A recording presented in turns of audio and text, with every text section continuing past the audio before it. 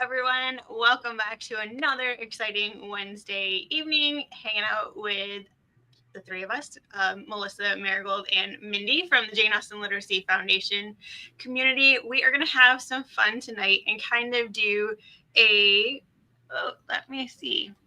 We need to click.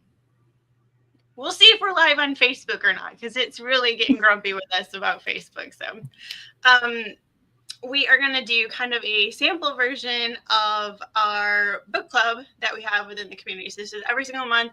We pick a book, we talk about it, we have a meetup. Sometimes we have the authors join us, which is a lot of fun. We can get a little bit more in depth with that when we go into the discussion. But we thought it would be a fun way to spend 30 minutes hanging out with you all, talking about it. Don't worry if you haven't read the book, just enjoy the conversation. Maybe it will get you excited to read it. Or you'll decide that you're happy you didn't read it and you passed on it. Nonetheless, I hope you enjoy the conversation with us. We'll kind of keep our same method we've been doing of introduction and chat about what everyone is reading right now, which is really fun because we all read such different books. And Mindy has a celebration that we can talk about for her book that she finally finished. As always, while we're chatting about what we've been reading and talking about, let us know what you're reading, where you're joining us from. And Chris, hello, you're already here in the chat. I love it. It's going to be a lot of fun talking about first impressions. So Marigold, let us know what you've been reading this week. Well, I finished, The Man Who Loved Books Too Much. I think that was the name of the book. It was very interesting. It kind of was like he was a book thief, so it was like a whole new world. I just really loved that one. And what I'm reading, so I just started today, is A Woman in the Library. That looks good. And I'm soon to start, I think, Mindy, you said you'd like Oscar Wilde? Yes. I actually am starting Salome. This is one of the ones for my book club in my library, so that should be interesting. Love it. Now, did you already have The Man Who Loved Books Too Much on your list, or did you grab that because we talked about it in the books video that we did a while back? Yes, when I was looking for books with library or books in it, it showed that, and I was like, ooh. And I really enjoy historical nonfiction, so I just try to highlight the ones that have real events or real people. So I was very excited to read that one. I have it in my stack from my last year's library haul. So that's why I was like, I didn't know you were reading that one right now. I gotta be texting you and finding out about it before I do. And remember, I'm like a mood reader, so I could be changing anytime. Never know what we're getting. And Mindy, what have you been reading this week? And let us know your celebration of your book that you finished. I do have a triumph for this week. My son and I just finished Last of the Mohicans. So everybody, just a minute to do a little celebration. That one was really tough for us, but he was insistent that we keep going.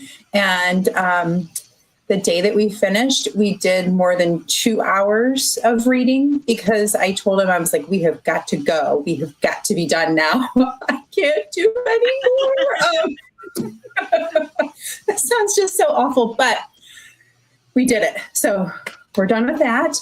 And I started reading In Want of a Suspect. This is a Lizzie and Darcy mystery. Tears of Price is the author of this. And that author is also the one who gave us Pride and Premeditation. I wish I had read Pride and Premeditation first. My understanding going into it was that this was a separate series from this. Right. And I believe that it is, but this one came first. So the introduction of the characters to one another, some of the mysteries they've already gone through together are kind of glossed over in this one. So I made a mistake by going with this one first. But I will let you know when I'm done reading what I think of it. And then because of our book discussion a couple of weeks ago, I picked up an Emily Henry. That's my current audiobook is Emily Henry's Funny Story. Yes. Oh, yeah. Yeah. Okay. and I'm only 25% of the way through, but so far it's not a very funny story. So I'm waiting for it to stop being heart-wrenching and get to the funny stuff, because I just really feel for the characters right now. It's a little irony in the funny story title. So, but Yes. you'll be happy by the end, of course, with all of Emily Henry's books. You won't leave sobbing, I promise. Okay. I love it. And Chris, let us know what you've been reading this week. I'm curious to see what you've been enjoying. I have branched out. I'm in my try new things era for romance. There's just so many great books that are getting released right now, or on NetGalley, where I read early books to review. And for some reason, there is all of these Formula One race car romances coming out, which I know zero about racing. Like, negatives, whatever, racing. But I was like, I love reading books about things. I think it's a great way to like get introduced to a new job that people do, or kind of see life a little bit differently. So I do love branching out with the romances that I read. So I've actually just started one, and I cannot remember the title. It's on my Kindle, which is not in here, but it's really, I love it, the dynamic, because she was a Formula 3, if I have that correct, if there's such a thing, race car driver in her teens, had a really bad accident. Her family owns the car racing company, and she has now been thrust in charge because her father's retired and her brother had an accident in his car and is kind of on a mental health break. So I loved the aspect that it was, she's the one in charge. Her it's enemies to lovers, who are later love interest, is one of the drivers for the team. So I'm really curious to see how it plays out, but maybe I will know something about racing by the time I finish this book. It should be interesting. And also, I am finally starting to slowly make my way through this one. So we can talk about, this is this month's book club pick, Jane Austen's Lost Letters, that I'm getting through as well. And a little bit of audiobook, Northanger Abbey. I'm still making my way through that, which has been a lot of fun. And I'm enjoying that one quite a bit. So, all right. Last week flew by with us watching through the clips, and that was a blast. So I'll try to be mindful of the time for everyone tonight and see if we can get through this in 30 minutes or less. I can't make any promises, but we'll see how we do. All right, let me skip back here to our slide. So thank you again, as always, to Mindy for her amazing slides this evening. Let's skip to Chris real quick before we start. Have any of you read The Woman in White? I have that on my shelf. It is going to be my longer book, and because we read I'm starting Woman 99. That is on my list to get to. Woman 99. We had Greer come and do a talk with us. If anybody wants, if you're part of the community or you want to join the community, you can access that video. She was fantastic, and we really learned a lot from her. Woman 99 is kind of a spin on Nellie Bly, who went into the insane asylums and wrote about that. Woman 99 is a woman who voluntarily gets herself committed to try to get her sister out. And it's been on my want to read list for quite a while. So Chris, I can't wait to hear your thoughts about that. Have either of you read The Woman in White? No, I have not.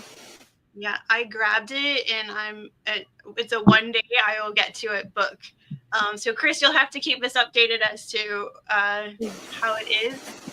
You finish that one. All right, shall we get into it? Let's have a discussion. I've got my beverage. Hopefully you guys have a beverage, because I think there's going to be a lot of talking to go along with this one. We have this fantastic letter that is in the book, and it's in the book club kit that you can access on Charlie Lovett's website. For anyone can grab it.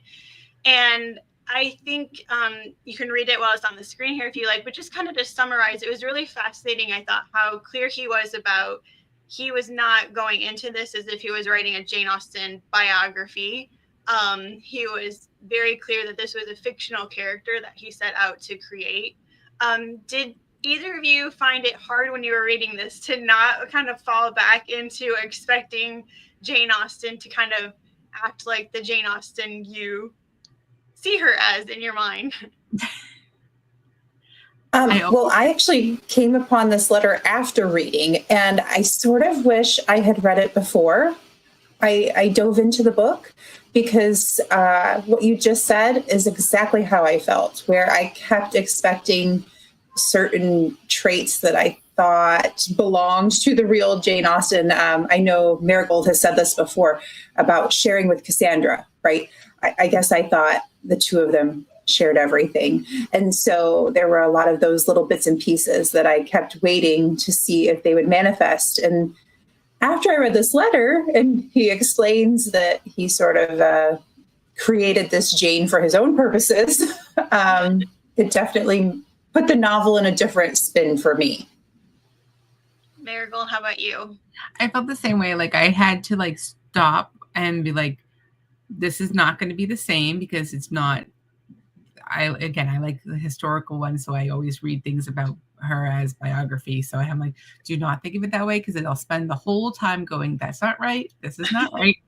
So when I stopped and realized, okay, just look at it as a different character, then I was able to read it without being so nitpicky. Yes. And I think that the one layer that made this even more difficult than sometimes when we're reading a historical fiction based on someone from real life is normally the author is taking that character and then using like the historical events to create kind of a timeline, and there's certain constraints, and this was like literally taking nothing to do with Jane Austen and putting her in this completely different world in a sense. Like there was not really many correlations to real life events or things that were going on or how we might see her. So with those liberties that took place, it was a little difficult to see Jane for the Jane that we wanted her to be in the book.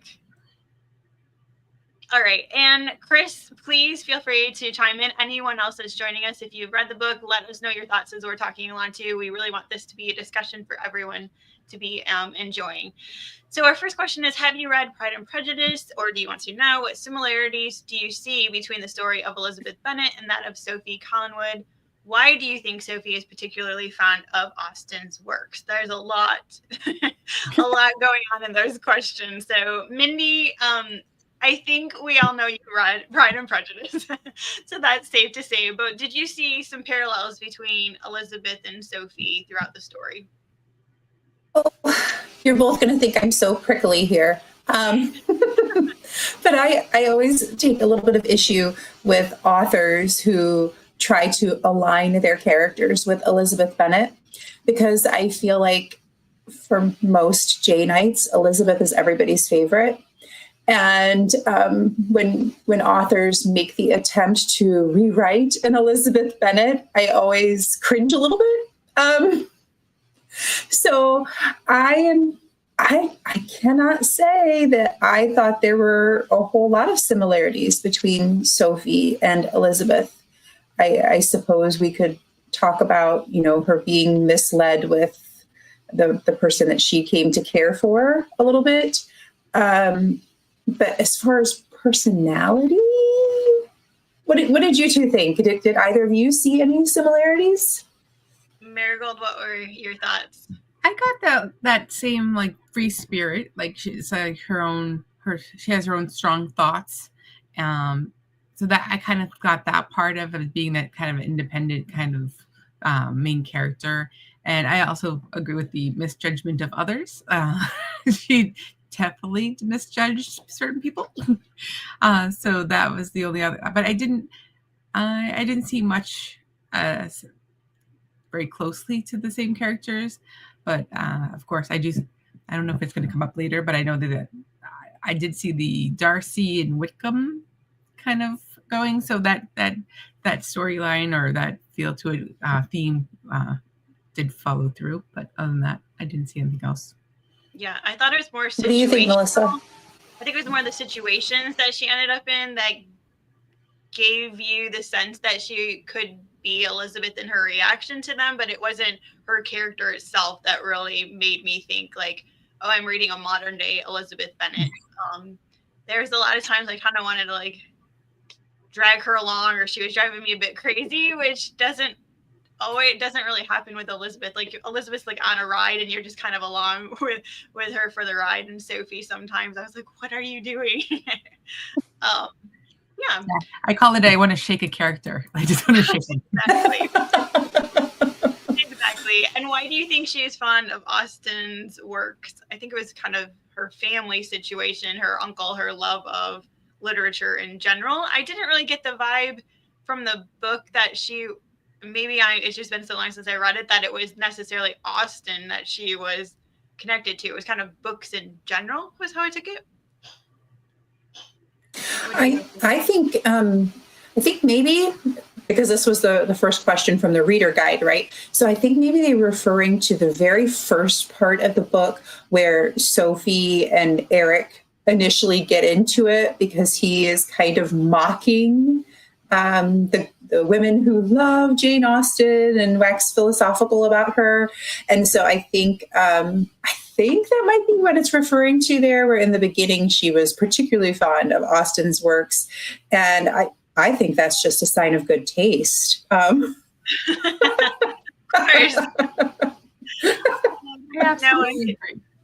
one can argue with that. Chris said that she loved this one, and she also did not see the letter first. It says, I found out that he went to college within walking distance of my house. Oh my goodness. And lives in Winston-Salem, North Carolina, part-time. That's incredible. And she saw the similarities between the male characters. Yeah, so we'll probably get into that a little bit later in what we saw, but I'm glad you liked this one, Chris. All right, next we have, what sort of relationship does Sophie have with her sister Victoria? Does it echo in any way the relationship between Elizabeth Bennet and one of her sisters in Pride and Prejudice? In what way is Mr. Collingwood like Mr. Bennet? Let's tackle the Mr. Collingwood like Mr. Bennet question first. I found this one a little thought-provoking. Anybody want to jump in first? Go ahead, Marigold, if you want to. I don't have any first name for that one. I don't recall him as much, I guess. That's so funny. I don't. I actually. It was the opposite. Like, I don't know. Yes. Like, Mr. Collingwood is like selling off all the books. And he's like, let's get rid of this to save the house. And even though it was kind of frustrating for Sophie, you could sympathize a little bit with his character, with that he had this family estate that he was trying to take care of and to keep things going and keep it within the family. And so the books to him didn't have any meaning, and they were the easiest thing for him to sell off. Whereas I feel like Mr. Bennet would have let the house burn around him as long as his library was okay. And the books were making it out. He did not care what else was happening in life, clearly by the decisions that he made in not providing for his wife and his girls. So did not see similarities at all.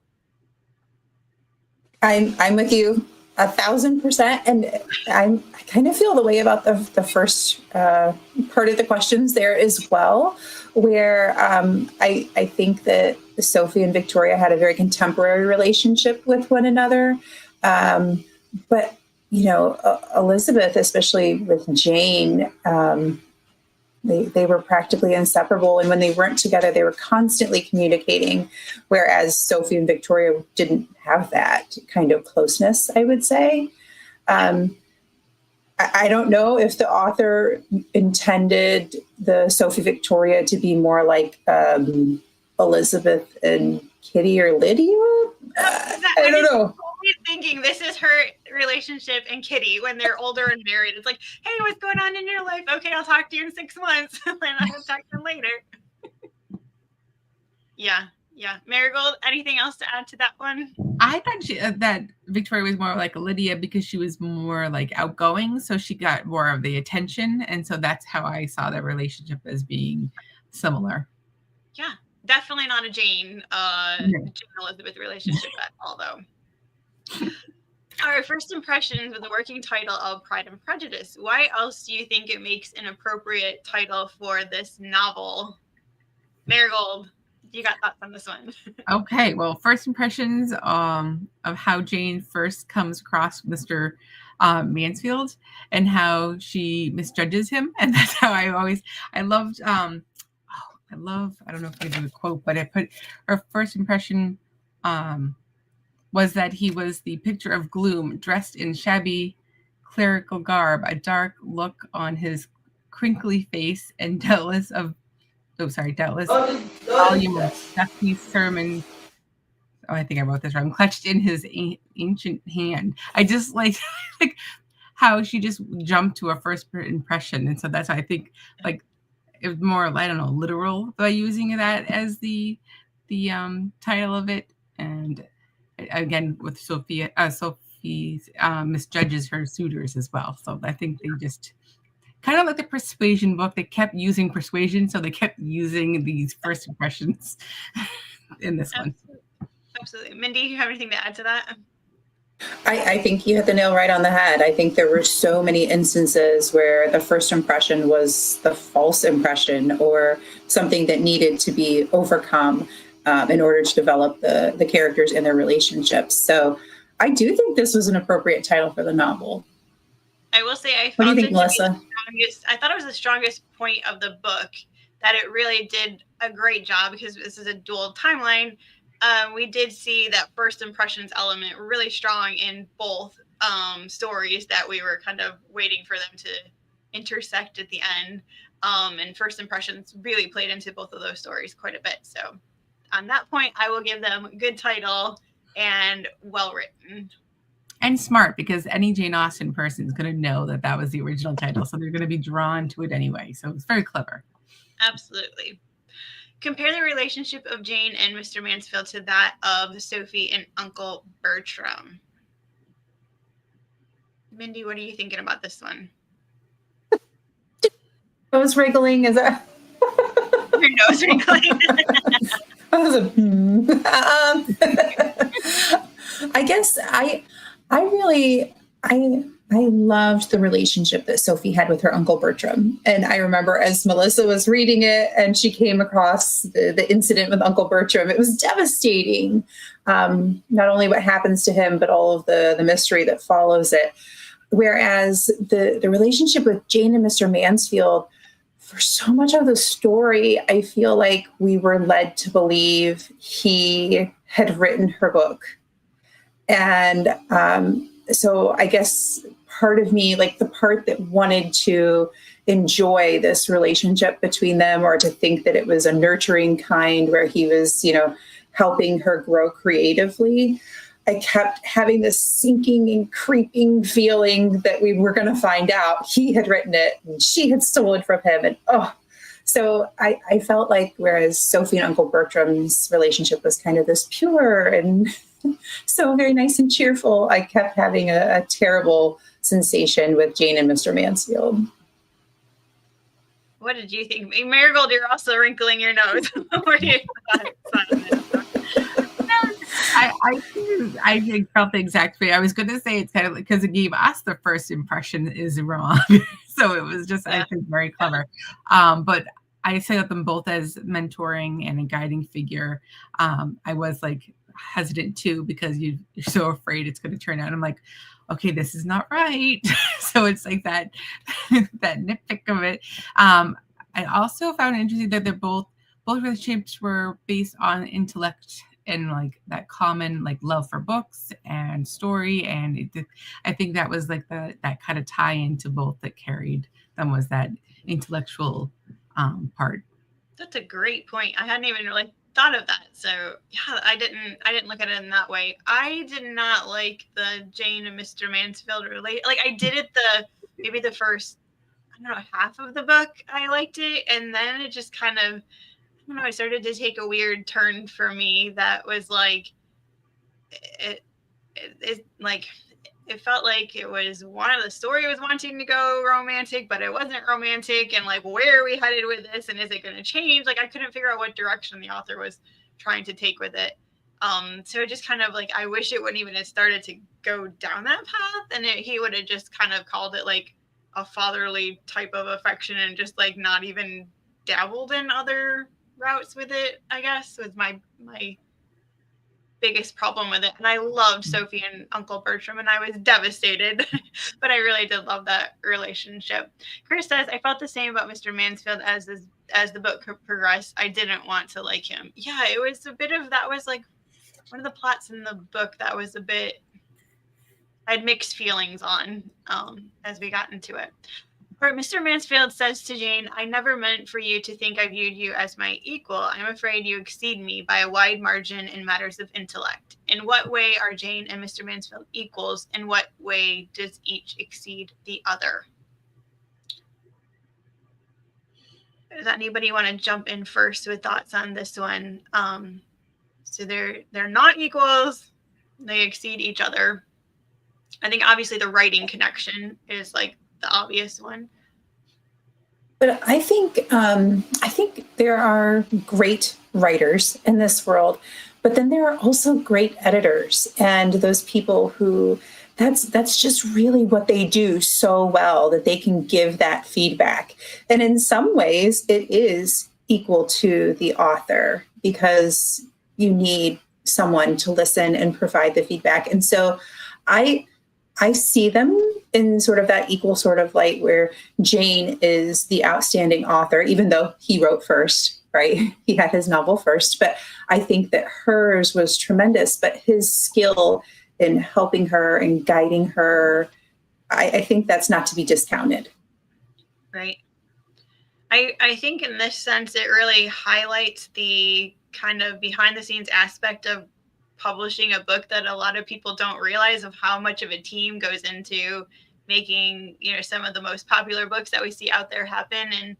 And each person strengthens the story in some way. Like somebody has the creative idea to come up with a story, but somebody is kind of their muse and like talking things through and giving them like the food to fuel their creativity, and then someone else is taking that story after it's been written, the editor side of things, and let's sharpen it. How do we hone the story? And it's like a group project in a sense. And I think the two of them working together, I don't really think I really saw one exceeding the other. I think they each served their purpose of what they needed to do in the fictional world to help Jane make her story stronger. Marigold, what do you think about this one? I feel the same. It wasn't like a C, but more maybe equal standing, where she's more like critical thinking or had deep thoughts in her writing. He had more experience. He was older, so he brought something different too. So like I think they're equal, but in different ways, that they both were able to bring something to the writing. And again, he was helping editing and working on it. So I agree. Absolutely. Discuss the ways in which the author uses letters in the text. What do you think they add to the narrative? Why do you think he chose to use them? I have to say this didn't really stand out to me because I don't specifically remember any like super memorable letters. You guys feel? I can think of is the letter at the end where it's important that she has it. That's the letter I was thinking. I feel like the way I think that they're meaning like the letters that are sent. Like we have a letter from Eric to Sophie and different ones, but none of them really stood out, I don't think. And we, in our group chat, kind of discussed the letters and how we felt like that was kind of a little bit of a failure on the writing side to not emphasize them as part of the plot a little bit more. So we'll move on from this one a bit. The Washington Post called this novel a love letter to fiction. In what way do you think that is true or not true? A love letter to fiction. Wow, that is strongly worded. Well, Melissa, why don't you start then, since you had the reaction? Yeah, I would say I thought it was a good book. I think I told you guys I didn't regret reading it at all. It was an enjoyable experience to read it, but there was some elements I would have liked to really seen strengthen. I think it could have almost even been two separate books in a sense. Like I don't think that it needed to be a dual timeline. I think there was some, this is like sounding super harsh, but there's some elements that were just like added to fluff up the book and maybe seem a little bit different and wowing. Cause I'm assuming from the time period there, and even now there aren't that many traditionally published kind of ode to Jane Austen sort of books that we see out there. So it was probably pretty revolutionary to have a first impressions featuring a fictional Jane Austen sort of character in it. So I thought it was it was good. I would not call it a love letter to fiction, though, because I think when it goes back on my shelf, a year from now, I'd probably really have to skim the book again to have a conversation about it and remember what happened. It's not going to stay a book that's staying with me for forever. Now I want to hear your guys' thoughts after. That was harsh. You don't mean it to sound harsh. It was a good book. I just don't think I call it a love letter to fiction. Marigold, what do you think? I would agree. I didn't exactly think it had a great pride. What I think is more celebrating Jane. That's what I found. Any of these books that, if after 250 years since she's been was born, and they're still writing fresh new books, I would say is a love letter to her, because she's still being talked about and used in fresh new ways and carrying throughout generations. And I think that's the highlight or best thing I take out of it. I didn't love the book, but I didn't hate the book. I'm glad I read it as well, because it's not something I would typically have read. But anything to do with Jane to get people more interested, maybe they'd want to go read the other books, Sense and Sensibility and Pride and Prejudice, that were mentioned in it. And if that's what gets people going, that makes me happy. That was beautifully put. I think a love letter to Jane Austen. I could 100% agree with that. Mindy, what are your thoughts? I think you both got it. For me, I think it was maybe a 3.5, 4 out of 5 star. So I would definitely say that's a very good book, something I enjoyed reading. But I'm not sure that the Washington Post got it right with that description. I think I would have said something completely different. You want to be like, what are they reading? Very, very general term. Yeah. Chris said, I read that the author has written a lot of plays for children, and at times I felt like that. Love letter, not sure either. Yeah, I would say it almost gives like a YA sort of feel. I could see that the writing was simplistic for it being dual timeline, because I feel like sometimes those can get a bit complex in what stories are being weaved into it, and it was like, this is this story and this is this story. So yeah, but the no real complaints about the writing itself. I don't think any of us had. It was more just the story that we had a little bit different expectations of what it would be like. Yes, so as we mentioned at the beginning, we are currently reading Jane Austen's Lost Letters. This is a cozy mystery. I will give a mini spoiler that Mindy clued us in on early and one of our other readers, that there's not going to be a whole lot of Jane Austen in this one, but I do think it's fun. We've had a lot of variety this year in what we're reading. And there's going to continue to be a wide range of variety as we go. So if you want to join us and you want to read the book along with us and join us for the discussion, you still got some time. So check it out, grab it at your library. More than welcome to do the audiobook, whatever suits you. And then I'm really excited to let you guys know for March, we are going to be reading Miss Austen. Jill Hornby is one of our ambassadors with the Literacy Foundation as well, so that's really excited. Later this year, we're going to have Ambassador Natalie Jenner's book, Austen at Sea. That's going to be coming out. We'll definitely be reading that one and hopefully have them to come and chat with us about it. But Miss Austen, we thought it would be a great time to read this before we watched the show. We watched the trailer together. It's been a couple weeks ago, I think now, maybe 2 or 3 weeks ago, and it looks amazing. I personally really enjoy reading a book before I watch a movie or TV series. Are you both? Do you watch? Do you not watch? Do you not read? What's your strategy? Read and watch. That's the way to do it. I agree. Because then how else can you nitpick and say they did this wrong? Great point. Great point. So many exciting reading opportunities coming up, discussions. I hope that you all enjoyed talking through first impressions with us.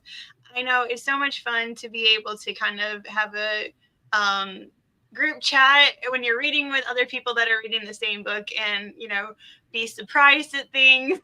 Know that they're ahead of you. I find that very motivating as well to you guys sometimes spur me on if the month is getting away from me and you're like, you gotta get going, you gotta hurry up and read. I love that aspect as well of being in a book club, and just talking about the book in general is a lot of fun to kind of give that final wrap up to the discussion, and just know that you're reading the same books with other friends, and especially us all being Jane Austen fans makes it even more exciting that we have like the little bit of background looking at the books. Whether you're new to Austen or all that there is about Austen, there's something for everyone. I will have down in the description box where you can come and join us in the community.